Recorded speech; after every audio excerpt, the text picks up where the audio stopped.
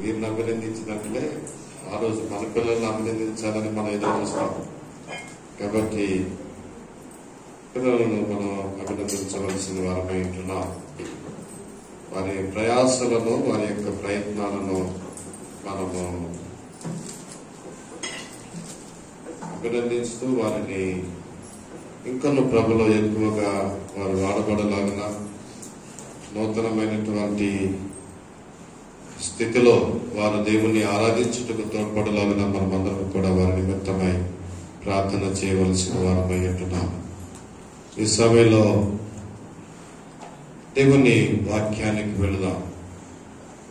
2016లో ఈ వాక్యాన్ని నేను ఒకసారి బోధించడం జరిగింది. Jesus was sold out. మీరు రాసుకున్న వాళ్ళ దగ్గర ఇది ఉంటుంది. బహుశా సెప్టెంబర్ మాసం, ఇదే మాసంలో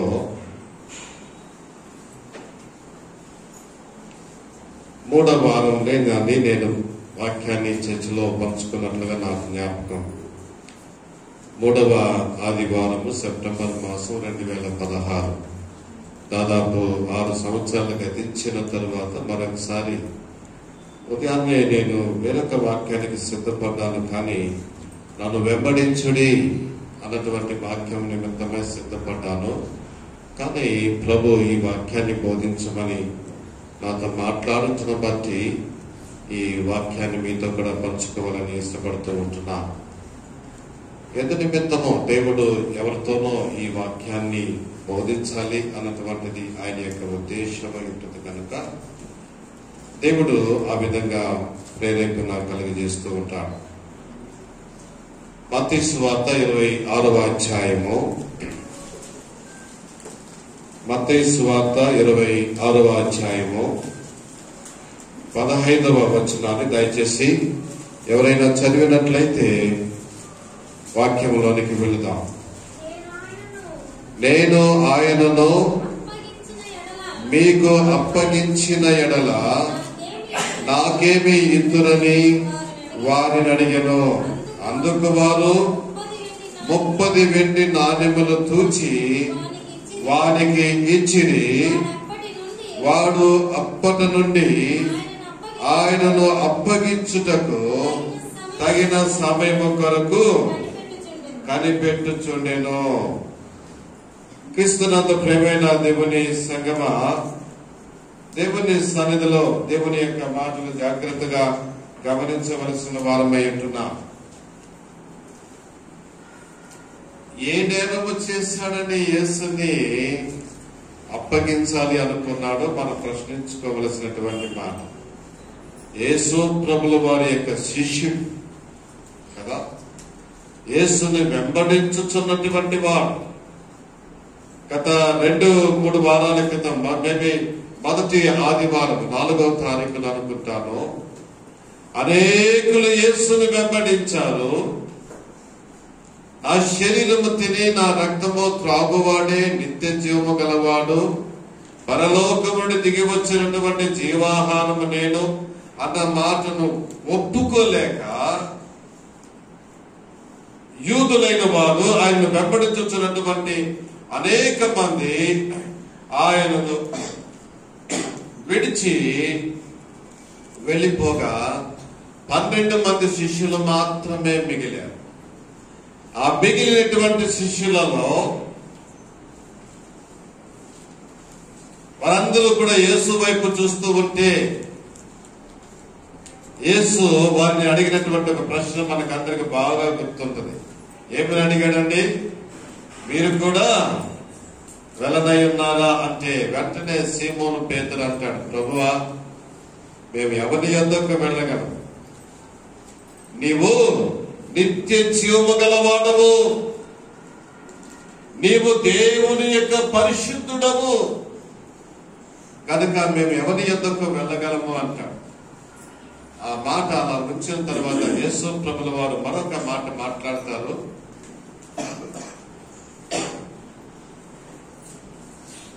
నన్ను అప్పగించబోవాడు మీలో ఒకడున్నాడు, వాడు సాతాను. వాడు ఎవరండి? సాతాను. ఆ మాట చదువుకుందాం.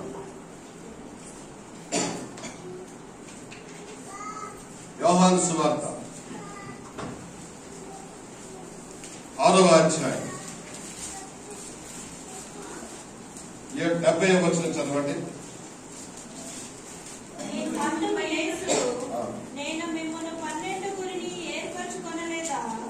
మీలో ఒకడు సాతాను అని వారితో చెప్పెను. ఎవరది? సీమోను ఇస్కరియోతు కుమారుడైన యూదా 12 మందిలో ఒకడయ్యుండి ఆయనను అప్పగింపబోచుండెను. వారిని గూర్చి ఆయన ఈ మాట చెప్పెను. ఇక్కడికి వచ్చేసరికి ఆ మాట రుజువు అవుతూ ఉన్నది. అప్పగించబోతూ ఉంటున్నాడు. ఆ యొక్క యేసుని అప్పగించబోతూ ఉంటున్నప్పుడు బేరమాడుకుంటూ ఉంటున్నాడు. నేను ఆయనను మీకు అప్పగించిన యెడల నాకేమి ఇద్దరు.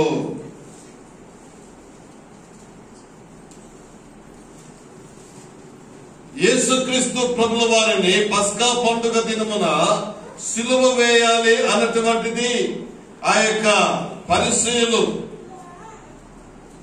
లేక అధికారులు కుట్ర కలిగి ఆయనను హతమార్చాలి అని వారు ప్రయత్నాలు చేస్తూ ఉంటే వారికి ఒక ఇబ్బంది వచ్చింది. ఏమంటున్నారంటే ఆ 12 యేసుతో కూడా కలిసి 13 మంది అందరూ ఒకలాగే ఉన్నారు. యేసు ఎవడో గుర్తుపట్టడం కష్టమవుతూ ఉంటుంది. ఎవరు మనకు సహాయం చేయగలరు అని వారు తర్కించుకుంటున్నటువంటి సందర్భంలో ఈ యూదా వారికి తోడయ్యాడు. నేను అప్పగిస్తాను. నాకేమిస్తారు? యేసుని మీకు అప్పగించిన యెడల నాకేమి ఇద్దురని వారిని అడిగాను. చాలా మంది చెప్తూ ఉంటారు 1 షాట్ బిజినెస్ అని. కూర్చుంటే ఒక్కసారి మాట్లాడుకోవడం, వెల ఫిక్స్ చేసుకోవడం, వ్యవహారం కుదిరించుకోవడం అన్నట్టు చూసారా.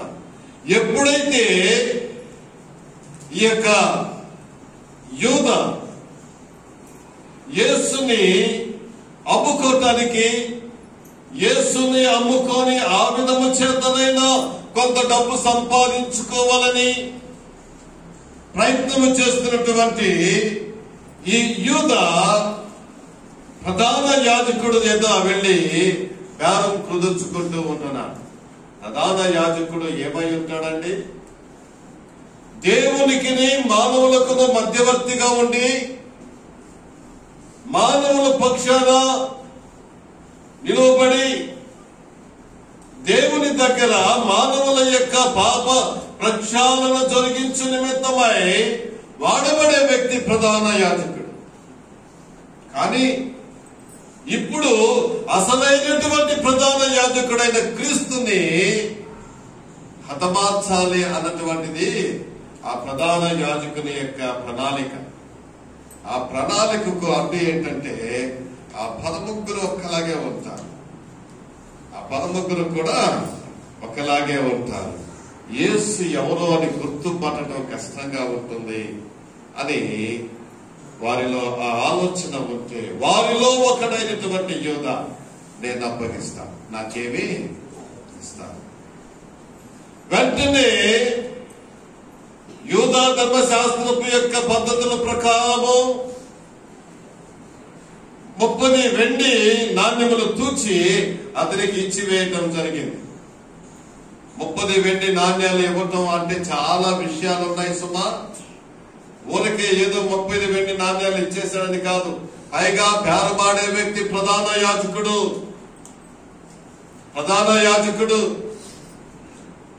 రెండవ విషయం ఏంటంటే అమ్ముతున్న వ్యక్తి ఈ యొక్క యూదా ఉన్నాడే యూదా కూడా యూదా ధర్మశాస్త్రమును బాగా అభ్యసించిన వాడు, విప్లవకారుడు, రోమా ప్రభుత్వానికి వ్యతిరేకి, విప్లవకారుడైనటువంటి ఈ యొక్క యూదా ధర్మశాస్త్రమును బాగా ఎరిగిన వాడే.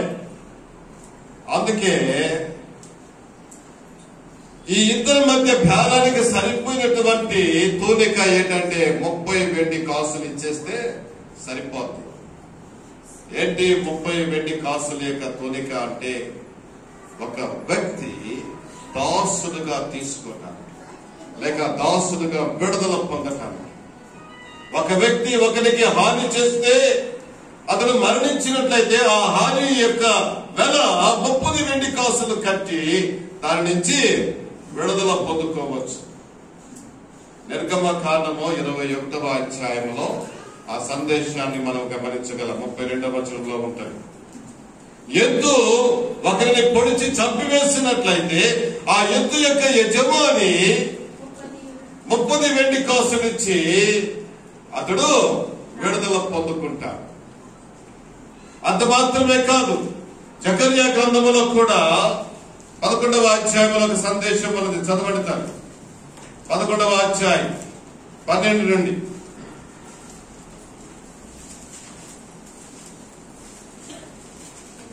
ఏమ్మా జకర్యా దొరకలేదా? మీకు అనుకూలమైన ఎడల నా కూలి నాకు ఇయ్యడి, లేని ఎడల మానివేయుడని నేను వారితో అనగా వారు నా కూలికై 30 తూలముల వెండి తూచి ఇచ్చిరి. 120 దినములు పనిచేస్తే ఆ 120 దినాలకు లెక్క ఏంటంటే 30 వెండి నాణ్యములు ఒక దాసునికి, పనివానికి ఇచ్చే కూలి. ఈ యొక్క జకర్య దర్శనాలు కలుగుతూ ఉంటుండగా సౌందర్యమైనటువంటి ఒక కర్ర అతని చేతిలో ఉంటది. ఆ కర్రను విరిచి వేసి ఆ యొక్క బంధమును అనగా దేవుని యొక్క నిబంధనను అతను తొలగించుటకు కార్యాన్ని జరిగించిన తరువాత తనకు కూలి ఇవ్వటం జరుగుతూ ఉంటుంది. ఆ కూలి తను కూడా అడుగుతూ ఉంటాడు. అడిగిన తర్వాత తనకు కూలి 30 వెండి నాణ్యములను ఇచ్చినట్లుగా చూస్తూ ఉంటున్నాం. అతను ఏం చేశాడంట? నాణ్యాలు తీసుకొని చదవండి. 13వ వచనం. యెహోవా ఎంతో అపురముగా వారు నాకు ఏర్పరిచిన క్రయధనమును, క్రయధనం అంటే ఏంటి మా? వ్యాపారపు యొక్క ధనము, అమ్ముడు చేస్తే వచ్చే ధనం. ఆ యొక్క అమ్ముడు ధనమును కుమ్మరికి పారవేయమని నాకు ఆజ్ఞయ్యగా నేను ఆ 30 తులముల వెండిని తీసుకుని యెహోవా మందిరములో కుమ్మరికి పారవేసి తిని. క్రీస్తునందు ప్రేమైన దేవుని సంగమా, 30 వెండి కాసు తీసుకున్నటువంటి ఈ యోధా కూడా దాన్ని ఎక్కడ పారవేశాడండి?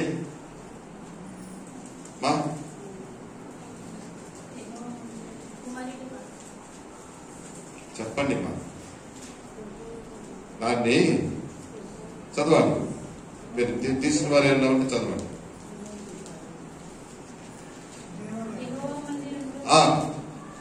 దేవాలయములో పారవేసినట్లుగా చూస్తూ ఉంటున్నాం. క్రీస్తునందు ప్రేమైన దేవుని సంగమా, ఆ పారవేసి తర్వాత వెళ్లి అతడు ఉరి పెట్టుకొని చనిపోయినట్లుగా చూస్తూ ఉంటున్నాం. అబద్ధ సాక్ష్యాలు పలుకుతూ ఉంటున్నాం. యేసు ప్రభుల వారికి విరోధముగా అబద్ధ సాక్ష్యాలను, నేరాలను మోపి యేసుని సిలువ వేయటానికి వారు సిద్ధపడినట్లుగా చూస్తూ ఉంటున్నాం. ఆ కార్యాన్ని చూసి హృదయం బద్దలైపోయి ఒక నేరము లేనటువంటి వ్యక్తిని, నిందలు లేనటువంటి వ్యక్తిని అప్పగించి నేను పాపము చేసి తిని అని చెప్పి తను ఊరి పెట్టుకున్నట్లుగా చూస్తూ ఉంటున్నాము. ఈ ప్రధాన యాజకులతో కలిసి వెళ్తూ ఉంటాడు, అక్కడక్కడ ఉంటున్నాడు. అలాగైతే ఇప్పుడు యేసును అప్పగించాను కదా, నాకు కొంత ఏదో దొరికింది అన్నటువంటి ఉత్సాహము, తను సాధించగలిగినటువంటి కార్యాన్ని సాధించాను కదా అన్నటువంటి ఆనందము కూడా అతనిలో ఉంటుంది.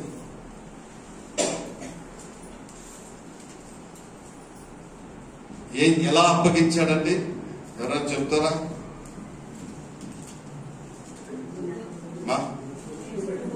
యేసుని ముద్దు పెట్టుకుని అప్పగించాడు. ముద్దు దేనికి సాదృశ్యం అండి? ప్రేమకు సాదృశ్యం. కానీ యూదా ఏం చేశాడు? ముద్దు పెట్టుకుని పగ తీర్చుకుంటూ ఉంటున్నాడు యేసు మీద. అనేక పర్యాయాలు యేసుని గౌరవించాలని, యేసు దగ్గర మన్నన పొందుకోవాలని, యేసు చేత అభినందనలు పొందుకోవాలని ప్రయత్నాలు చేశాడు. కానీ ఎక్కడ కూడా తన సఫలుడు కాలేదు. కిరీటాన్ని తీసుకువచ్చి ఇచ్చాడు యేసు యొక్క తల మీద పెట్టడానికి. ఆయన పెట్టుకోవాల్సిన కిరీటం వేరే ఉన్నది కాబట్టి దానిని ఆయన తృణీకరించాడు. అద్దరు అమ్ముతూ ఉంటే ఈ యొక్క అద్దరును 100 దినారాలకు అమ్మి పేదలకు భోజనం పెట్టవచ్చు కదా అని చెప్పి సదుక్కున్నాడు. నిజముగా పేదల ఎడల కనికర్మ కలిగివై అతను అలా చేయలేదు. కానీ అప్పుడప్పుడు సంచిలో ఉన్నటువంటి, అంటే అతను ఖజానాదారుడు, ఆ సంచిలో ఉన్నటువంటి డబ్బులు అప్పుడప్పుడు కొంచెం తీసుకుంటూ ఉంటున్నాడంట. బహుశా అతనికి వేరే అలవాట్లు కూడా ఉన్నాయని అర్థం. డబ్బు ఎందుకు? ఏదో సొంత పనులు చేసుకోవడానికి డబ్బు అవసరం ఉంటుంది కదా. యేసు ప్రభుతో ఉన్నట్లయితే ఏ అవసరం లేదు. యేసుతో ఎక్కడికి వెళితే వారు యేసుని వెంబడిస్తూ ఉంటున్నారు. యేసే వారు అక్కర్లు తీరుస్తూ ఉంటున్నారు. ప్రతి చోట మంచి భోజనం పెడుతూ ఉంటున్నారు. యేసు ఎక్కడ ఉంటే అక్కడ వారు ఉంటున్నారు కనుక వారికి వేరొక అవసరం లేదు. కానీ ఈ యూదాకు వేరే ఏదో, యేసుని కాక వేరే ఏదో అలవాట్లు ఉన్నాయి కనుక అప్పుడప్పుడు సంచిలో నుంచి కొంత తీసుకుంటూ ఉన్నాడని వాక్యం సెలవిస్తూ ఉంటుంది. ప్రియమైన దేవుని సంగమా, యేసుని అప్పగించవలసినటువంటి స్థితికి ఈ యొక్క వ్యక్తి దిగజారిపోయాడు. ఒక 2 వ్యక్తులను ఆలోచించుకుందాము. పేతురు ఏమంటాడంటే, నేను అప్పగించబడబోతూ ఉంటున్నాను, నన్ను పట్టుకొని కొడతారు, నేను చంపబడతాను అంటే పేతురు అంటాడు, ప్రభువా అది నీకు, చెప్పండి బా, ప్రభువా అది నీకు. ఇళ్ళల్లో ఏం చేస్తుంటారమ్మా? బయటలో చదవరా? సరే కనీసం ఆదివారం చర్చకొచ్చినప్పుడన్నా జాగ్రత్తగా వినరా? అది నీకు దూరమగును గాక అంటాడు. అది నీకు దూరమగును గాక అంటే వెంటనే యేసు ప్రభు ఆ యొక్క పేతురుని చూసి ఏమంటాడు తెలుసా?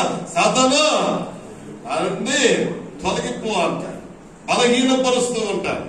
యోహాను సువార్త 16వ అధ్యాయంలో సందేశాన్ని మనం చూడగా, ప్రియమైన దేవుని సంగమా, కానీ ఇదే పేతురు అవసరమైతే నీ కొరకు నేను ప్రాణము పెడతాను. ఈ 2 వ్యక్తుల యొక్క మనోభావాలను అర్థము చేసుకుందాము. ఒక వ్యక్తి యేసుని అప్పగించి ప్రాణము తీయించడానికి ఇష్టపడుతూ ఉంటున్నాడు. మరొక వ్యక్తి అవసరమైతే క్రీస్తు కొరకు ప్రాణం పెట్టడానికి కూడా సిద్ధముగా ఉంటున్నాడు. ఎవరు యేసు వారో ఒకసారి ఆలోచించుకోవలసిన వారమై ఉంటున్నారు. హల్లెలూయా. ఎవరు యేసు వారో గమనించాలి. ఎవరు యేసుని ఎక్కువగా ప్రేమిస్తూ ఉన్నారో కూడా గమనించాలి. ఎలాగో ఈ ప్రధాన యాజకులు యూదులు యేసుని వదిలిపెట్టరు, ఎలాగో చంపేస్తారు కాబట్టి ఏదో దొరికినంత దోచుకుందాం అన్నట్టుగా 30 వెండి కాసులకు అమ్మేశాడు యేసు ప్రభుని. కానీ పేతురైతే అది నీకు దూరమగును కాక దేవుడు తండ్రి అంటున్నాడు. ప్రభువా, అది నీకు దూరమగును కాక, అవసరమైతే నీ కొరకు ప్రాణమైనా పెడతానన్నాడు. రోషముతో ఎప్పుడైతే యేసు ప్రభుని పట్టుకున్నానో, రోషంతో ఏం చేశాడమ్మా? ఆ యొక్క భక్తుడి యొక్క చేతిలో ఉన్నటువంటి కత్తిని, త్వరలో ఉన్న కత్తిని తీసుకొని వాని యొక్క చెవిని జగనెక్కాడు. ఏదో కత్తి బహుశా గురి తప్పి కొట్టుంటాడేమో, చెవు మాత్రమే తెగింది. లేకపోతే కాస్త ఒక 2 ఇంచులు ఇలాగొచ్చుంటే తల తెగిందేమో కదా. అదా కదా, ఇలా కొట్టబట్టి తగిలింది. ఇంకొంచెం ఇలాగొచ్చుంటే తల పగిలేది. అంటే ఎంతటి కార్యం మన ప్రభు కొరకు ఏదైనా చేయటానికి సిద్ధముగా ఉన్నవారు. కానీ ప్రవచనాలు ప్రభు మాటలు నెరవేరాలి కాబట్టి తెల్లవారు లోపల 3 సార్లు నన్ను ఎరగవని చెబుతావు అని చెప్పి కోడిపోయి లోపల 3 సార్లు చెప్తావంటే అది ప్రభు మాట నెరవేరాలి కాబట్టి అది జరిగింది. కానీ పేతురు క్రీస్తు కొరకు సాక్షిగా నిలవబడిన వ్యక్తి. కానీ యూదా యేసుని అమ్ముకున్న వ్యక్తి. యేసుని అమ్ముకోవలసినంతటి స్థితి ఈ యూదా జీవితానికి రావడం బహు భయంకరమైనటువంటి. అది చివరికి అతన్ని మరణానికి తీసుకోలేదు.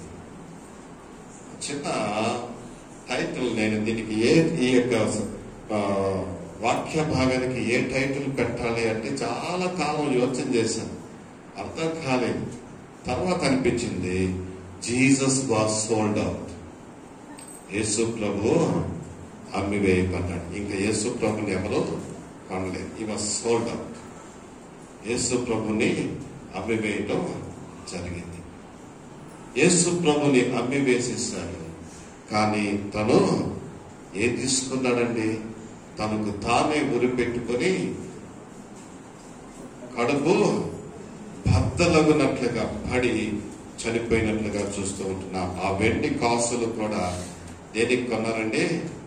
అకెల్దామా అనేటువంటి పొలానికి కొని దాన్ని ఏంగా మార్చారు? సమాధుల తోటగా మార్చిన వారు అంటున్నారు. ప్రియమైన దేవుని సంగమా, దేవుని మాటలు జాగ్రత్తగా గమనించవలసిన వారమై ఉంటున్నాం. కొన్ని మాటలు ఏంటంటే ఆయన అంటాడు, ఆకాశము నాది, భూమి నా యొక్క పాదపీఠం. ఆకాశం నా యొక్క సింహాసనం. పేతురుతో చెప్పిన మాట, 3 పాఠశాలలు కట్టించేస్తామయ్యా, నీకొకటి, మోషేకొకటి, ఏలియాకొకటి కట్టించేస్తాం. నువ్వు దేవుని కుమారుడు, ప్రభువి, గొప్పవాడవి అని చెప్పి అనేక రకమైనటువంటి ప్లాన్లు వేసుకున్న. నిజమే, ఉండాలి, నేను కాదంటంలే. ఈ పేతురుకున్నటువంటి ఆలోచనలు మరి చెడ్డవని నేను అంటం లేదు. కానీ నిజమే, ప్రభు కొరకు ఏదైనా చేయాలి అన్నటువంటిది అతని యొక్క ఉద్దేశం. డాక్టర్ విలియం కేరీ గారు కూడా ఒక మాట అంటారు, మన దేశానికి వచ్చినటువంటి గొప్ప దైవజనుడు. Attempt great things for the lord, expect great things from the lord. దేవుని కొరకు గొప్ప కార్యాలు చేయుట తలపెట్టవలసిన వారమై ఉన్నాము. కానీ దేవుణ్ణి అమ్ముకోవటం మాత్రము చేయకూడనటువంటి పని. అయితే ఇక్కడ జరిగినటువంటి మాట గమనించండి. 30 వెండి కాసులకు అమ్మేసుకున్నాడు. అసలు వెండి ఎక్కడి నుంచి వచ్చిందో ఒకసారి చదువుకుందామా? హగ్గై 2వ అధ్యాయం 8వ వచనం. వెండి నాది. ఎవరిదంటండి? వెండి నాది. వెండి ఎవరిదండి? కానీ యేసుని దేనితో అమ్ముకున్నారు? అమాయకులైన వారు, అజ్ఞానులైన వారు, ఈ యొక్క తెలివి లేనటువంటి యూదా యేసుని వెండితో అమ్ముకున్నాడు. అసలు వెండి ఎవరిది? దేవుని. 30 తులముల వెండికి అమ్మేసుకున్నాడు. 1 కాసు 1 తులము ఉంటాడు. జకర్యా గ్రంథములో మనం చదువుకున్నాం. క్రీస్తునందు ప్రియమైన దేవుని సంగమా, దేవుని యొక్క సంఘము, దేవుని ప్రజలమైనటువంటి మనము జాగ్రత్తగా గమనించవలసినటువంటి మాట. యేసు అయితే అమ్మబడ్డాడు, కానీ ఆయన మనల్ని కొన్నవాడై ఉంటున్నాడు. Hallelujah. Jesus was sold out, but he deals us with his blood. ఆయన యొక్క రక్తము చేత మనలను ఆయన కొన్నవాడై ఉంటున్నాడు. హల్లెలూయా. ఈ రోజుల్లో చాలా సులభమైనటువంటి పద్ధతులు మనకుంటున్నాయి. డబ్బు లేకుండానే నాణ్యాలతో పని లేదు. ఇప్పుడు తర్వాత కాగితాలతో పని లేదు, కాసులతో పని లేదు కదండి. డబ్బు ఎలా చలామణి అయిపోతుందో ఈ రోజుల్లో మనకు తెలుసు. మొబైల్ ఫోన్ చేతిలో ఉంటే చాలు, కోట్లు కూడా ట్రాన్సాక్షన్స్ చేయవచ్చు. అలాంటి పరిస్థితులు దిగి వచ్చాయి. కానీ యేసు ఇవేమీ చేయలేదు. కానీ అప్పుడు 30 వెండి కాసులకు అమ్ముడుపోయిన యేసు నిన్ను నన్ను కూడా కొన్నాడు. ఏ విధంగా కొన్నాడు అన్నది ఒకసారి రేపు 1 కొరింథీయులకు రాసినటువంటి పత్రిక 6వ అధ్యాయము 20వ వచనం. విలువ పెట్టి కొనబడిన వారు గనుక మీ దేహముతో దేవుని మహిమపరచుడి. ఇంకా ముందు నుంచి చదవాలి. మీ దేహము దేవుని వలన మీకు అనుగ్రహింపబడి మీలోనున్న పరిశుద్ధాత్మకు ఆలయమున్నదని మీరు ఎరుగరా? మీరు మీ సొత్తు కారు, మీరు మీ సొత్తు కారు, విలువ పెట్టి కొనబడిన వారు, విలువ పెట్టి కొనబడిన వారు. You are brought with the price. నీకు వెల కట్టడం జరిగింది. యేసు అయితే 30 వెండి నాణ్యాలకు మరి అమ్మి వేయటం జరిగింది. కానీ యేసు నిన్ను కొన్నవాడై ఉంటున్నా.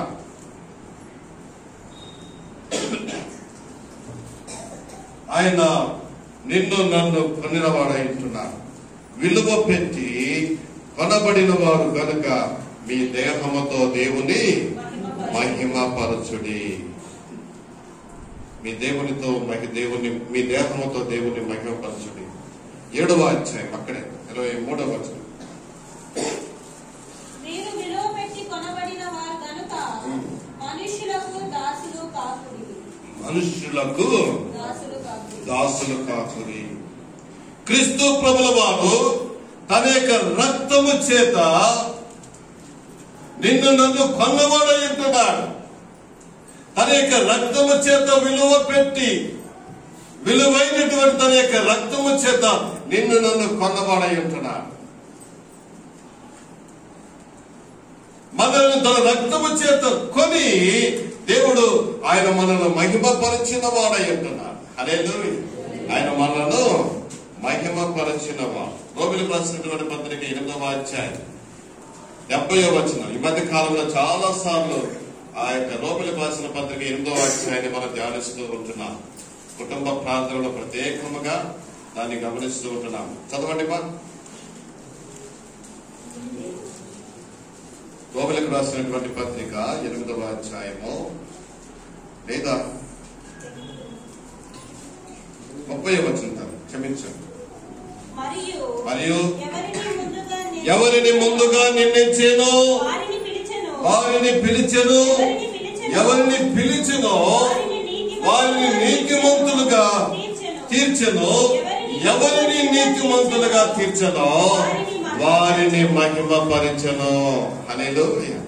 కనుకనే 1 కొరింథీ 7వ అధ్యాయము 23 ప్రకారము ఈ దేహముతో దేవుని మహిమపరచవలసిన వారమై ఉంటున్నాం. దేవుడు మనల్ని పిలిచాడు. ఏ విధంగా పిలిచాడు? తన యొక్క స్వరక్తము ఇచ్చుట ద్వారా తన కుమారులుగా కుమార్తెలుగా స్వీకరించి మనల్ని పిలుచుకున్నవాడై ఉంటున్నాడు. ఎవరినైతే పిలిచాడో వారిని నీతిమంతులుగా తీర్చాడు. ఎవరినైతే నీతిమంతులుగా తీర్చాడో వారిని మహిమపరిచాడు. అనగా మనందరినీ కూడా దేవుడు మహిమపరిచిన వాడై ఉంటున్నాడు. దేవుడు మనల్ని మహిమపరిచి ఉంటుండగా ఇప్పుడు ఈ దేహముతో అంటే మనము దేవుణ్ణి ఏం చేయాలంటుంది? ఆయన్ని మహిమపరచవలసిన వారమై ఉంటున్నాము. కానీ చాటున వెళ్లి యోధా వలె అమ్ముకోకూడదు. యూదాను యూదా యేసును అమ్ముకున్నట్టు యేసుని తోలనాడు తృణీకరించి దేవుని యొక్క రక్షణను నిర్లక్ష్యము చేసిన వాడై ఉంటున్నాడు. యోధాల గురించి చెప్పబడుతున్నటువంటి ఒక మాట ఏంటంటే చాలాసార్లు జ్ఞాపకం చేశాను. అపోస్తల కార్యములో మొదటి అధ్యాయంలో అతని గురించినటువంటి ఒక మాట ఉంది, చక్కని మాట. 25వ వచనం, తన చోటికి పోవుటకు యూదా తప్పిపోయి పోగొట్టుకున్న ఈ పరిచర్య. తన చోటి కనుక యేసు క్రీస్తు ప్రభుల వారితో ఉంటూ పరలోకపు యొక్క స్వాస్థ్యాన్ని సంపాదించుకుని మరలా నేను వెనక్కి వస్తూ ఉన్నాను. ఎవరిని నిర్ణయించినో వారిని పిలిచను, ఎవరిని పిలిచనో వారిని నీతిమంతులుగా చేసను, ఎవరిని నీతిమంతులుగా చేసనో వారిని మహిమపరచను. ఆ మహిమపరచబడినటువంటి గుంపులో ఉండుటకు బదులుగా ఆ యొక్క స్థితిని పోగొట్టుకున్నవాడు తప్పిపోయి పోగొట్టుకున్నటువంటి ఈ పరిచర్య, దేవుని యొక్క పరిచర్య చేయటానికి పరిచారకుడుగా ఉండటానికి దేవుడు అతన్ని పిలిచిన వాడై ఉంటున్నాడు. కానీ ఆ పరిచర్యను పోగొట్టుకున్నవాడు. చాలాసార్లు మీకు జ్ఞాపకం చేస్తూనే ఉంటున్నాను ఈ మధ్య కాలంలో. ఎంతటి గొప్ప ఆధిక్యతను పొందుకున్నారో ఈ 12 మంది శిష్యులు. పేతురు పిరికివాడిగా కోడి కూసే లోపలే 3 సార్లు యేసు ఎవరో నాకు తెలియదని చెప్పేశాడు. కానీ ఆ పేతురుకు యేసు ప్రభుల వారు ఇచ్చినటువంటి ఆధిక్యత ఏంటంటే, నా గొర్రెలను మేపుము. మరొక మాట ఏంటి తెలుసా? పరలోకపు యొక్క తాళపు చెవి నీకు ఇచ్చేదను. Who is the owner of the heavens. తాళపు చెవి ఎవరి దగ్గర ఉంటుందండి? ఈ మధ్య చెప్పాను, గుర్తుందా మీకు? ఇంటి యజమాని చేతిలో ఉంటుంది తాళపు చెవి కదా. పనుల చేతికి ఇచ్చొచ్చామనుకోండి, మన మనసు అంతా ఎక్కడ ఉంటుందమ్మా? ఈ పనుడు ఏం ఎత్తుకుపోతాడో కదా. కానీ యేసు ప్రభుల వారు పరలోకపు యొక్క తాళపు చెవి, ఇది చాలా పెద్ద ప్రసంగం, ఇది తాళపు చెవి ఆ పేతురు చేతికి అప్పగించాడంటే ఆ ఎంతటి ఆధిక్యత, ఎంతటి నమ్మకాన్ని పొందుకున్నవాడో పేతురు గమనించవలసిన వారమై ఉంటున్నాం. ఒక్కసారి ప్రసంగం చేస్తే 4,000 మంది ప్రభువును నమ్ముకున్నారు. 4,000 మందికి బాప్తిసం ఇవ్వటం జరిగింది. తన చోటికి పోగొట్టుకు పిలిచిన ఈ పరిచర్యను పోగొట్టుకున్నటువంటి వాడు యోధ. కానీ యేసుతో ఉన్నటువంటి వారు చేసిన కార్యాలు ఒకసారి జ్ఞాపకం చేసుకుందాం. 4,000 మందికి అనగా ఒక్క ప్రసంగంలో 4,000 మంది సువార్తను విని ప్రభుని అంగీకరించారు. ఇక్కడ చదువుకున్న అపోస్తల కార్యము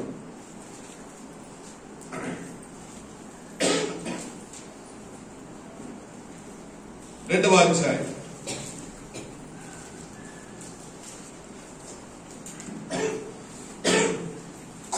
37వ వచనం.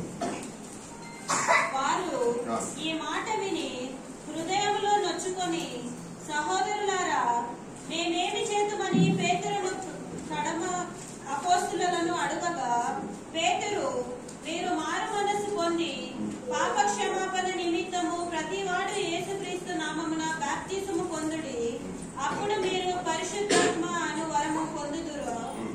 ఈ వాగ్దానము మీకును మీ పిల్లలకును దూరస్తులందరికీ, అనగా ప్రభువైన మన దేవుడు తన యొద్దకు పిలిచిన వారికందరికీ చెందునని వారితో చెప్పెను. ఇంకనూ అనేక విధములైన మాటలతో సాక్ష్యమిచ్చి, మీరు మూర్ఖులకు ఈ తరం వారికి వేరై రక్షణ పొందుడని వారిని హెచ్చరించెను. కాబట్టి అతని వాక్యమును అంగీకరించిన వారు బాప్తిసము పొందిరి. ఆ దినమందు ఇంచుమించు 3,000 మంది చేర్చబడిరి. హల్లెలూయా. ఒక్క ప్రసంగం, ఒక్కసారి వాక్యం చెప్తే ఎంతమంది ప్రభువులోకి చేర్చబడ్డారండి? 3,000 మంది. 4వ అధ్యాయం 4వ వచనం చదవండి. వాక్యము వినిన వారిలో అనేకులు నమ్మిరి. వారిలో వారిలో పురుషుల సంఖ్య ఇంచుమించు 5,000 మంది. వాక్యం చెప్పగా, పేతురు వాక్యము చెప్పగా వారు విన్నారు. విన్న వారిలో నమ్మిన వారి యొక్క సంఖ్య 5,000 మంది. ఈ రోజుల్లో ఉన్న వాక్య బోధకులకి ఆ రోజుల్లో ఉన్నటువంటి యేసు ప్రభువు వారి శిష్యులైన వారి బోధలకు ఎంత వ్యత్యాసం ఉందో చూడండి కదా. నాతో కూడా కలిసి చెప్పుకుంటున్నా, నేనే పెద్దోడని కాదు, అందంగా చేస్తూనే ఉంటున్నాను. సంఘం ఇలాగే ఉంటుంది కదా. ఒక సంవత్సరం రోజులు అయిపోయింది కదా, కరోనా వెళ్ళిపోయి మళ్ళీ మనం చర్చి ప్రారంభించుకొని అలాగే ఉంటుంది. ఆ లైవ్ లో వెళ్ళేది ఆపేయాలనుకుంటున్నాను. అయిపోయేసరికి లైవ్ అంతా అయిపోయిన తర్వాత ఒకసారి తీసి చూస్తే 14 మంది 15 మంది చూస్తుంటున్నారు. అంటే వీళ్ళందరూ ఇంకా ఇంట్లోనే ఉంటున్నారు, చర్చికి రావటం ఆసక్తి లేదు. కానుకలు వచ్చేస్తున్నాయి సుమా, వినండి. మీరు కూడా లైవ్ లో ఉంటున్న వాళ్ళు కూడా వినండి. మీరు కానుకలు పంపించేస్తున్నారు, లైవ్ లో వచ్చేస్తున్నాయి కానుకలు. ఆన్లైన్ లో స్క్రీన్ షాట్లు వచ్చేస్తాయి. నాకు జీవనకి చెప్పేస్తే జీవన బుక్ లో ఎంట్రీ చేసేస్తున్నాను. ఇది స్వల్పంగా ఉన్నది. కానీ పేతురు యొక్క ప్రసంగము 2 ప్రసంగాలకి ఎంతమంది చేర్చబడ్డారండి? 8,000 మంది ప్రభువులని చేర్చబడ్డాడు. కానీ యోధ ఎక్కడున్నాడు? యోధ ఎక్కడున్నాడు? సమాధి చేయబడిన వాడై ఉంటున్నాడు. తన యొక్క సమాధి సరిగా చేసి కూడా ఉండరు. సరే, ముందుకు సాగుదాం. ఇంకా అంటే ఈ యొక్క యేసు ప్రభు శిష్యులు చేసినటువంటి యోధ పోగొట్టుకున్నటువంటి ఆ యొక్క గొప్ప పరిచర్య అనుభవాలు గమనించినట్లయితే చాలా ఉన్నాయి. పేతురు అన్నాడు, దేవాలయం దగ్గరికి వెళ్తూ ఉంటాడు. ఆదివారం వెళ్తూ ఉంటే అక్కడ పుట్టుకతోనే పుట్టివాడైనటువంటి వ్యక్తి ఉంటున్నాడు. పేతురు ఇందాక చెప్పాను కదా, వీళ్ళ దగ్గర డబ్బులు ఉండవు. యేసు ప్రభుని వెంబడిస్తూ ఉంటున్నారు కాబట్టి ఏమి కావాలో యేసు ప్రభుని వారు చూసుకుంటున్నారు. తన యొక్క నిస్సహాయాన్ని తెలియజేస్తూ ఉంటున్నాడు. నా దగ్గర వెండి బంగారాలు లేదు. అంటే దాని అర్థం ఏంటంటే వెండి బంగారం చేతులకి కడియాలు చైన్లు కాదు నాయన, డబ్బు అయితే నా దగ్గర లేదు. కానీ నాకు కలిగిందే నేను ఇస్తూ ఉంటున్నాను. యేసు నామములో నీవు లేచి. యోధా కూడా చేయగలిగేవాడే కదా యేసుతో ఉంటే. యోధా కూడా చేయగలిగేవాడే కాదండి, కానీ దాన్ని పోగొట్టుకున్నాడు యోధ.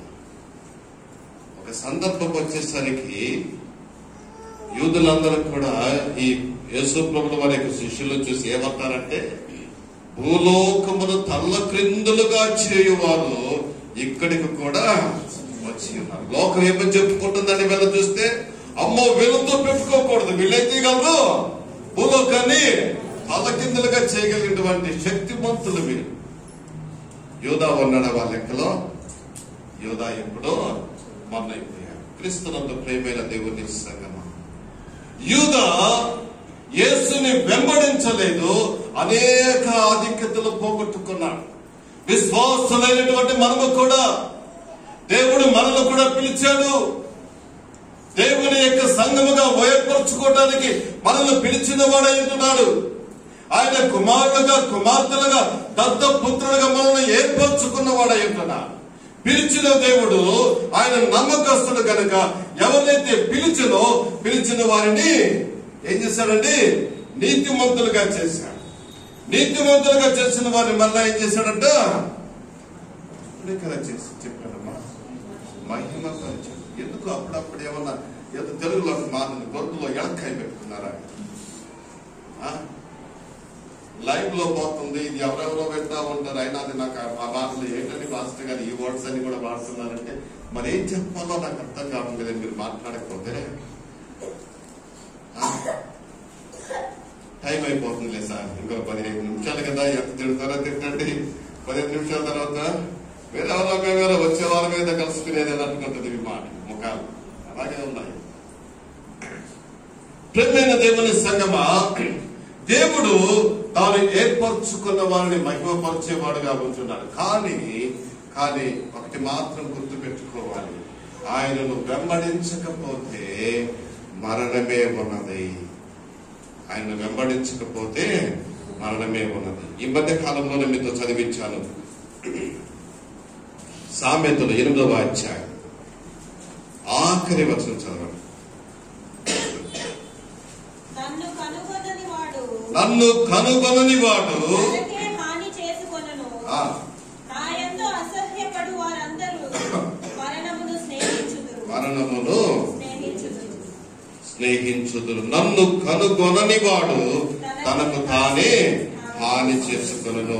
యేసుని ఎవరైతే కనుగొనగలరో, యేసుని ఎవరైతే వెంబడించగలరో వారు నిత్య జీవాన్ని పొందుకునే వారుగా ఉంటున్నారు. దేవుణ్ణి చూడటానికి ఇష్టపడినటువంటి వారు, యేసుని నిర్లక్ష్యంగా చూసినటువంటి వారు మరణమును స్నేహించు వారై ఉంటారన్న విషయాన్ని గమనించవలసిన వారమై ఉంటున్నాం. ఆయన మనలను ఏర్పరచుకున్న వాడై ఉంటున్నాడు. అందుకే వాక్యాన్ని మనం గమనించిన, మీరు విలువ పెట్టి కొనబడిన వారు కనుక మీరు మనుషులకు దాసులు కాకుడి. 7వ అధ్యాయం. మీరు మనుషులకు దాసులు కాకుడి. మీకు అందరికి తెలుసో తెలియదు, ఎంతమందికి జ్ఞాపకం ఉందో ఏంటో, కర్ణాటక అసెంబ్లీలో మన 2 రోజులకు ముందు 3 రోజులకు ముందు బహుశా గురువారం యాంటీ కన్వర్షన్ బిల్లు అప్రూవల్ చేసేసుకున్నారు. చాలా ప్రయాసపడి ఆ యొక్క యాంటీ కన్వర్షన్ బిల్లు అప్రూవల్ అయిపోయింది. న్యాయంగా ఉందనిపించింది, నాకు కూడా న్యాయంగానే ఉందనిపించింది. బలవంతపు మత మార్పిడి అవసరం లేదు, చేయాల్సిన పనే లేదు. అదే మార్కు సువార్త 16వ అధ్యాయం 16వ వచనం బోధిస్తూ ఉంటుంది. నమ్మిన వానికి బాప్తిసము ఇవ్వడు, నమ్మని వానికి ఆయన చూసుకుంటాడు, శిక్ష ఆయన ఇచ్చేవాడయ్యాడు. ప్రకటించటమే మన వంతు. కానీ ఆ ప్రకటించే హక్కులు కూడా వారు తీసేసుకున్నారు. ఆ దానికి వారు లెక్క చెప్పవలసి ఉంటుంది. క్రీస్తునందు ప్రేమైన దేవుని సంగమా, మనము మనుషులకు దాసులు కాకూడదు. దేవునికి దాసులుగా ఉన్నట్లయితే ఆయన వారిని మహిమపరిచేవాడుగా ఉంటున్నాడు.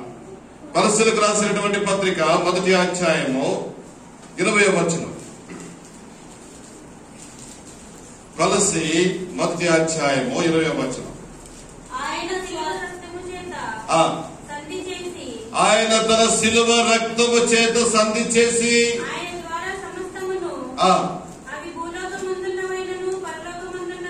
భూలోకమందున్నవైనను పరలోకమందున్నైనను వాటినన్నిటినీ ఆయన ద్వారా తనతో సమాధానపరుచుకున్న వారిని తండ్రి అభిష్టమాయను. శిలువ రక్తము చేత సంధి చేసి మనలను తన యొక్క శిలువ రక్తము చేత సమాధానపరుచుకున్న వాడయ్యున్నాడు, సంధి చేసిన వాడయ్యున్నాడు. రీకన్సైల్ అని ఉంటుంది ఇంగ్లీష్ బైబుల్. మనలో చేర్చుకున్నాడు. హల్లెలూయా. తెలుగులో సంధి చేసి అంటే తెలుగు తెలియని వారికి అది అర్థం కాకపోవచ్చు, కానీ రీకన్సైల్ అంటే మనలా ఆయన మనలను తన వైపు తిప్పుకున్న వాడై అంటున్నాడు. హల్లెలూయా. క్రీస్తునందు ప్రేమైన దేవుని సంగమా, శిలువ రక్తము చేత ఆయన వెలపెట్టి కొన్నవాడై అంటున్నాడు. వెండంటే మనకు కనబడుతూ ఉంటది, బంగారు కనబడుతూ ఉంటది, కొనేసుకుంటే వచ్చేస్తది. ఆయన రక్తాన్ని ఏమాత్రము కూడా కొనలేదు. యోధా చేయలేకపోయాడు కదా, యోధా చేయలేనటువంటి కార్యం. క్రీస్తునందు ప్రేమైన దేవుని సంగమా, శిలువ రక్తము చేత మనలను ఆయన ఏర్పరచుకున్న వాడై ఉంటున్నాడు. వాక్యము ఆయనే చెప్తూ ఉంటాడు. మత్తయి సువార్త 14వ అధ్యాయము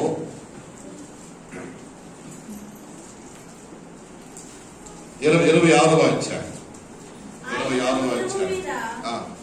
నడుచుట శిష్యులు చూసి తొందరపడి బోధమని చెప్పుకొని భయపడు చేత కేకలు వేసిరి. వెంటనే యేసు ధైర్యము తెచ్చుకొనుడి, నేనే, భయపడకూడని వారితో చెప్పగా. అమ్మా ఎక్కడ చదువుతున్నారు కదా, 26వ అధ్యాయము 26వ అధ్యాయము ఒకసారి 28వ వచనం చదువు. ఈ ఇది నా రక్తము, ఇది నా రక్తము అనగా పాప క్షమాపణ నిమిత్తము అనేకుల కొరకు చిందింపబడుతున్న నిబంధన రక్తము.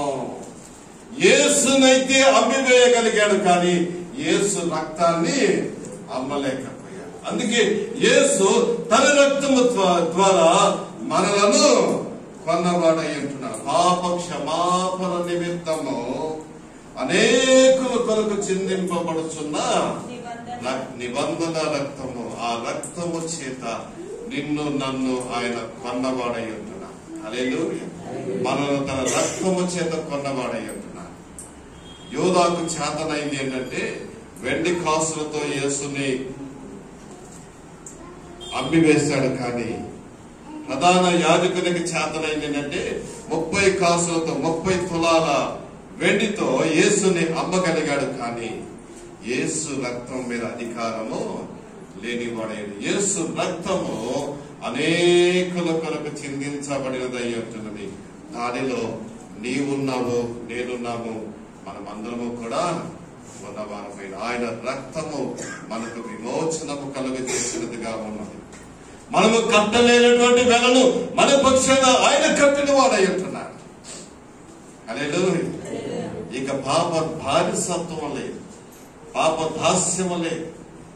మనలను ఆయన కొన్నవాడై ఉంటున్నాడు. మన కొరకు ఆయన రక్తమును వెలకట్టిన వాడై ఉంటున్నాడు అన్న విషయాన్ని మనము గమనించవలసిన వారమై ఉంటున్నాం.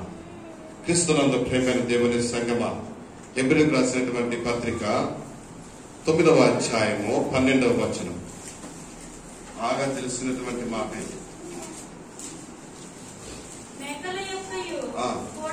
మేకల యొక్కయు కోడెల యొక్కయు రక్తముతో కాక తన యొక్క స్వరక్తముతో ఒక్కసారి పరిశుద్ధ స్థలములో ప్రవేశించను.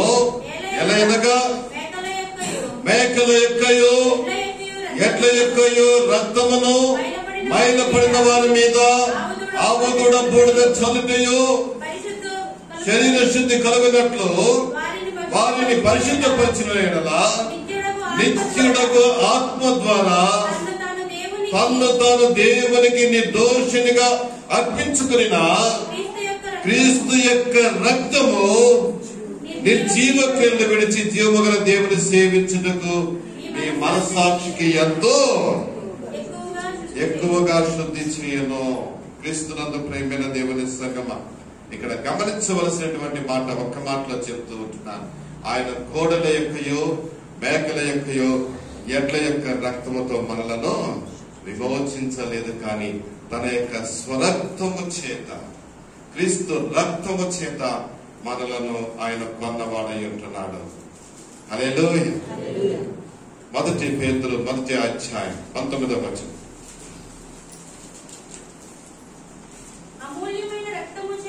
అమూల్యమైనటువంటి రక్తం అంట. హల్లెలూయా. పరిశుద్ధ రక్తము అని చెప్పబడుతుంది. ఇక్కడ చెప్పబడుతూ ఉన్నది అమూల్యమైనటువంటి రక్తము చేత. చదువుతాను.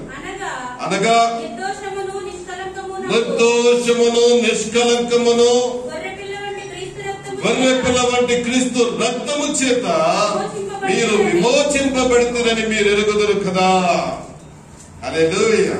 అమూల్యమైనటువంటి రక్తము చేత నిర్దోషమును నిష్కలంకమైనటువంటి గొర్రెపిల్ల వంటి క్రీస్తు రక్తము చేత నిర్దోషమైనటువంటి వాడు క్రీస్తు ప్రభువు. హల్లెలూయా. ఆయనలో ఏ దోషము లేదు. ఆయన రక్తము చేత మనము కొన్నవారమై ఉంటున్నాం. క్రీస్తు రక్తము చేత మనము కొన్నవారమై ఉంటున్నాం అన్న విషయాన్ని గమనించవలసిన వారమై ఉంటున్నాం. 1 కొరింథీయులకు రాసినటువంటి పత్రిక 6వ అధ్యాయం 20వ వచనం చదివించాను. విలువ పెట్టి కొనబడిన వారు. చాలుతాను. విలువ పెట్టి కొనబడిన వారమై ఉంటున్నాం. క్రీస్తునందు ప్రేమైన దేవుని సంగమా, దేవుడు మనల్ని కొన్నవాడై ఉంటున్నాడు. ఒక మాట ఏంటంటే, మనం ఒకరికి అమ్ముడు పోయిన తర్వాత ఇంకొకరు వచ్చి మన మీద పెత్తనం చేయడానికి వీలుంటుందండి? అర్థం కాలేదు కదా. ఆవు కొన్నాం కదా, ఆవు కొన్నాం. పాలు ఎవరికి పోవాలమ్మా? ముందు పోవాలనుక. ఆవు కొన్నాం తల్లి, గేదె కొన్నాం. గేదె పాలు ఎవరికి పోవాలి? సాలమోనుక. కొన్న వాళ్ళకి పోవాలి. నీవు నేను క్రీస్తు రక్తము చేత కొన్నాము కాబట్టి, కొనబడ్డాము కాబట్టి క్రీస్తు వారమై ఉండాలి. మనము క్రీస్తు వారముగా జీవించవలసిన వారమై ఉంటున్నాం. హల్లెలూయా. వేరొక బానిస జీవితానికి, వేరొక కార్యాలకు మనము ఎన్నడూ బానిసలు కాకూడదు. మనకు యజమానుడు క్రీస్తే. రెండు గుర్రాల మీద సవారీ చేయలేము, రెండు పడవల మీద ప్రయాణము సాగదు. క్రీస్తునందు ప్రేమైన దేవుని సంగమా, క్రీస్తుని వెంబడించే అనుభవాలను మనము కలిగి ఉండవలసిన వారమైంటున్నాం. క్రీస్తుకు దాసులుగా జీవించవలసిన వారమైంటున్నాం. కీర్తనల గ్రంథము 50వ అధ్యాయము ఒక 3 విషయాలు మీకు జ్ఞాపకం చేసి, వచనాలు మీకు జ్ఞాపకం చేసి ముగిస్తాను. 15వ వచనం. కీర్తనలో 50వ అధ్యాయము.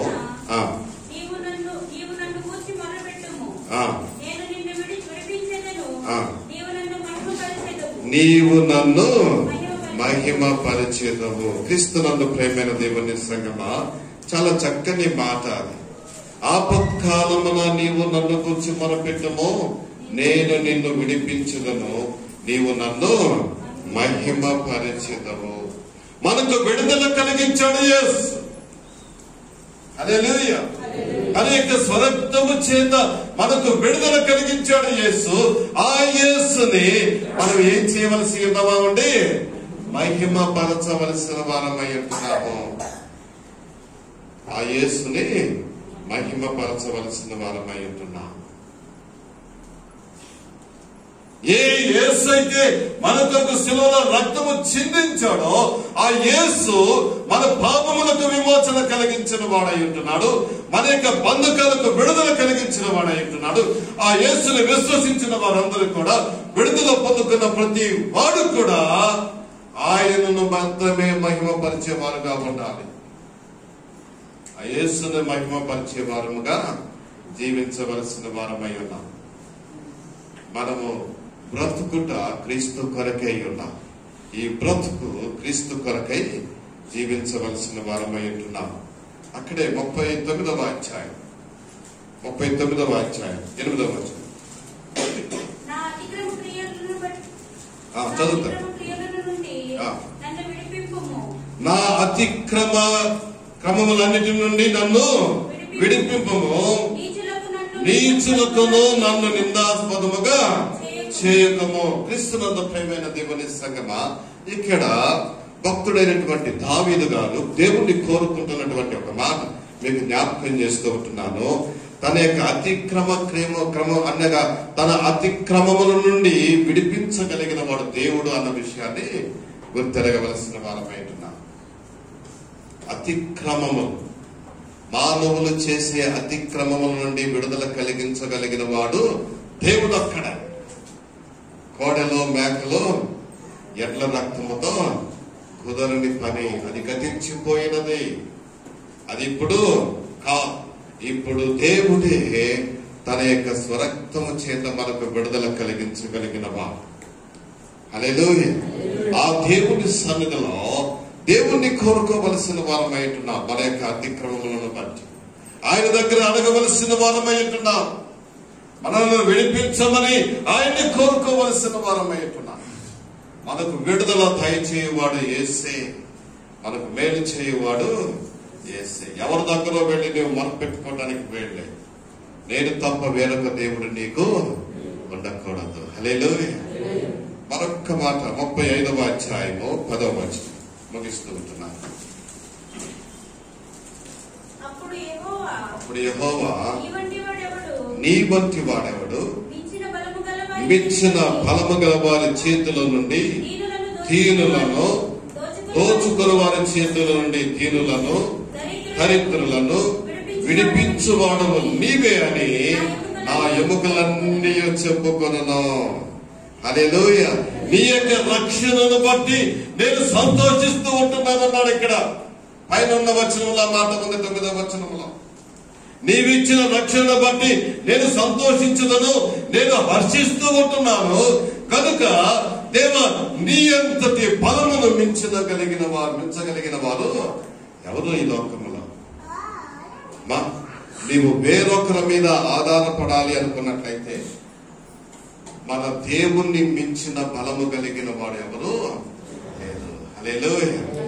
యోధా దేని మీద ఆశపడ్డాడంటే 30 వెండి కాసులు, 30 తులాల వెండికి ఆశపడ్డాడు, ప్రాణం పోగొట్టుకున్నాడు. కానీ విడుదల కలిగించగలిగినటువంటి యేసుని నమ్ముకున్నట్లయితే నిత్య జీవమిచ్చేవాడై ఉంటున్నాడు, నీతిమంతులుగా మార్చేవాడై ఉంటున్నాడు, నిత్య జీవనను గ్రహించేవాడై ఉంటున్నాడు, మహిమ పరిచేవాడుగా ఉంటున్నాడు. Hallelujah. What a grace it is. ఆయన ఎంతటి కృప కలవాడు ఒకసారి గమనించాలి. మనల్ని మహిమపరుస్తాడంటే ఆయన నిజమే. ఈ లోకములో ఎవరైతే క్రీస్తుని అంగీకరించి ఆయనకు నమ్మకస్తులుగా జీవిస్తూ ఉంటున్నారో వారి యొక్క పాత జీవితము, లోక జీవితాన్ని నుంచి వారికి విడుదల కలిగించి ఎంతో మేలు కలిగజేసిన వాడై ఉంటున్నాడు దేవుడు. హల్లెలూయా. యేసుని నమ్ముకున్న వారి జీవితాలలో సంతోషం ఉన్నది.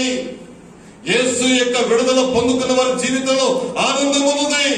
వారు సంతోషించగలుగుతూ ఉంటున్నారు, వారు బ్రతుకుతూ ఉంటున్నారు. వారి ప్రతి బ్రతుకు, ప్రతి అడుగు, ప్రతి నిమిషము కూడా దేవునితో వారు ఆనందించగలుగుతూ ఉంటున్నారు. హల్లెలూయా. హల్లెలూయా. ఎంతటి గొప్ప మాట ఒకసారి గమనించవలసిన వారమై ఉన్నాం. యేసుని వెంబడించే వారిని ఆయన మహిమ పరుస్తాడంటండి. నేను తలగా ఉంచుతానే కానీ తోకగా ఉంచాను. యోధా వలె కాక మిగిలినటువంటి 11 మంది తర్వాత ఒకరిని చేర్చుకుంటారు. వారి వలె బ్రతికినట్లయితే దేవుని యొక్క సన్నిధిలో ఎంతగా వారిని హెచ్చించాడో తెలుసా? చాలాసార్లు జ్ఞాపకం చేశాను. పరలోక రాజ్యములో యేసు ప్రభు శిష్యుడు ఇతనే వచ్చి అడుగుతాడు. గత వారం కూడా జ్ఞాపకం చేసి అనుకుంటాను, ప్రభువా, మాకున్నవన్నీ విడిచిపెట్టాం, నిన్ను వెంబడించాం, మాకేంటి, మాకేమి అని అడుగుతాడు. అన్ని విడిచిపెట్టామయ్యా. ఏ విడిచిపెట్టానో మనకు అందరూ తెలుసు. కొందరిని పిలిచినప్పుడు వాళ్ళు ఏం చేసుకుంటున్నారంటమ్మా, వలలు గడుపుకుంటూ ఉంటున్నారు. వారి యొక్క వలలు పిగిలిపోతే వాటిని సరి చేసుకుంటూ ఉంటున్నారు. ఇంకొందరిని పిలిచారంటే వెళ్ళి వాళ్ళు ఏం చేసుకుంటున్నారు, వారి పడవలను కడుగుతూ ఉంటున్నారు. తీసుకుంటూ చిరిగిపోయినటువంటి వలలు, ఇది వారి బ్రతుకు. కానీ వీరిని పిలిచాడు. ఆ పిలిచినటువంటి దేవుడు వారిని నీతిమంతులుగా మార్చాడు. వారిని పిలిచినటువంటి దేవుడు వారిని మహిమపరిచిన వాడై ఉంటున్నాడు. అంతటి ఆధిక్యతతో పాటు మరొక గొప్ప శ్రేష్టమైన అనుభవం ఏంటంటే, మాకేంటి అని ప్రశ్నించారు చూసారా? 12 గోత్రాలకు 12 సింహాసనాలు పెట్టి అంత్య దినమున లోకములో ఉన్న వారందరికీ తీర్పు చెప్పడం జరుగుతుంది. ఆ 12 గోత్రాల వారు కూడా ఉంటారు. వారందరికి తీర్పు చెప్పడానికి 12 మంది జడ్జిలు కావాలి కదా. ఊహే ఎవరు వాళ్ళు? ఈ 12 మంది. హల్లెలూయా. 12 మంది 12 సింహాసనముల మీద కూర్చొని లోకానికి తీర్పు తీర్చేవారై ఉంటారు. హల్లెలూయా. దేవుడు ఎంతటి గొప్పవాడు గమనించండి. యేసుని వెంబడించిన మా యేసును అమ్ముకున్నవాడు కాదమ్మా, యేసుని వెంబడించిన వాడు ఆయన మహిమకు పాత్రులుగా ఉంటారు. అక్కడ చదవబడినటువంటి మాట 35వ అధ్యాయంలో 10వ వచనంలో ఉన్నటువంటి మాట, మించిన బలము గల వారి చేతి నుండి దీనులను, దోచుకుని వారి చేతుల నుండి దీనులను దరిద్రులను విడిపించువాడము అని నా ఎముకలన్నీ చెప్పుకొను అంట. ఈ మాట చాలా ఇష్టమైన మాట. మన ఎముకలు కూడా చెప్పుకోవాలంట యేసు రక్షకుడు అని చెప్పి. హల్లెలూయా. హల్లెలూయా. మన ఎముకలు కూడా చెప్పుకోవాలంట. ఆ అనుభవాలు మన జీవితంలో కావాలి. యేసు రక్షకుడు. ఇప్పుడు ఆలోచించుకున్నా, యూదా వలె యేసుని అమ్మివేసే బాటలో ఉన్నామా, లేక యేసుని మహిమపరుస్తూ ఆ మహిమకు పాత్రులుగా మనం కూడా జీవిస్తున్నామా ఒకసారి ఆలోచించుకుందాం. చాలా కాలం క్రితం 1990లో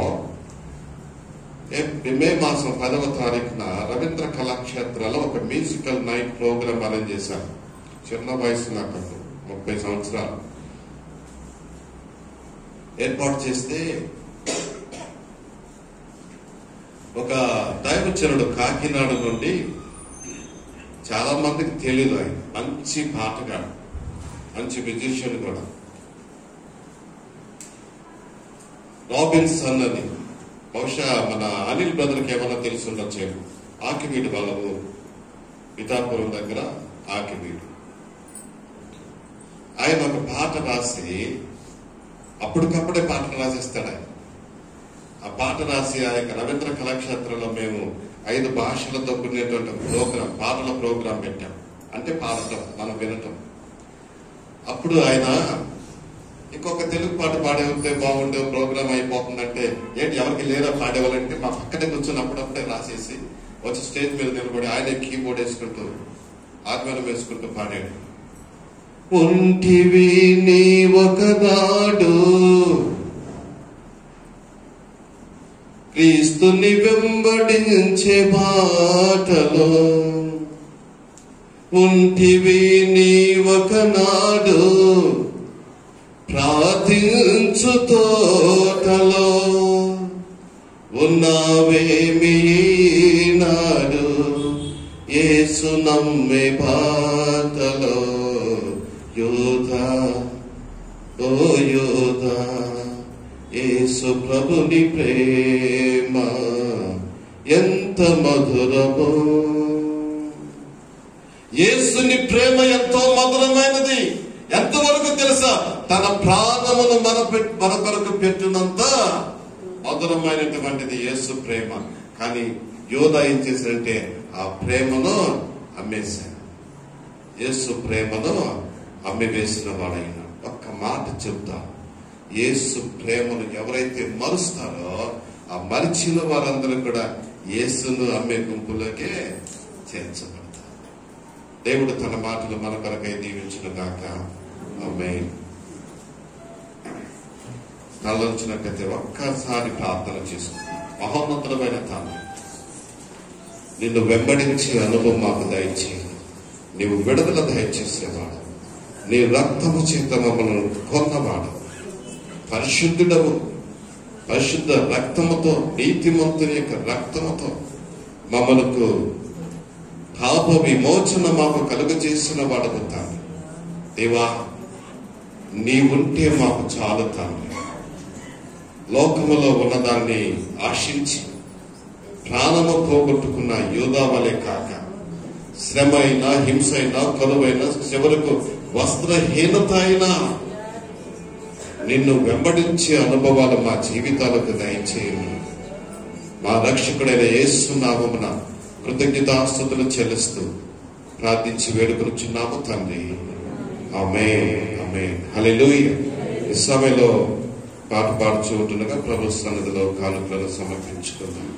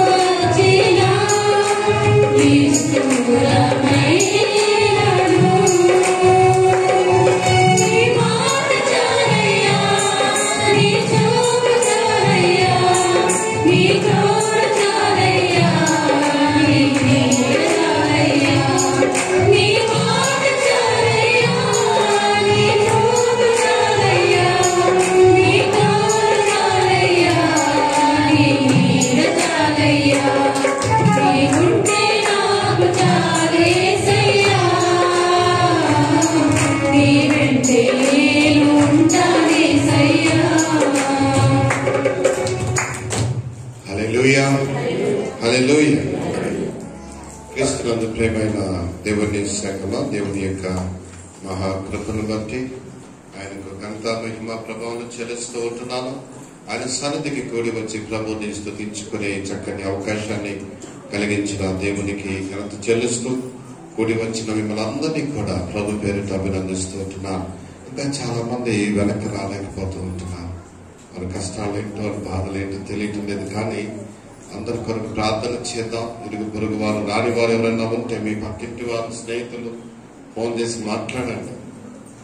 ఒక పరిస్థితి ఏంటంటే మరలా కోవిడ్ మలుకుంటూ ఉంటుంది. కోవిడ్ ఉంది కాబట్టి జ్వరాలు ఎక్కువగా ఉంటున్నాయి కనుక ఏ జ్వరమో ఏంటో తెలియట్లేదు. డాక్టర్ దగ్గరికి వెళితే ఏమంటున్నారు, ఏ జ్వరం వచ్చినది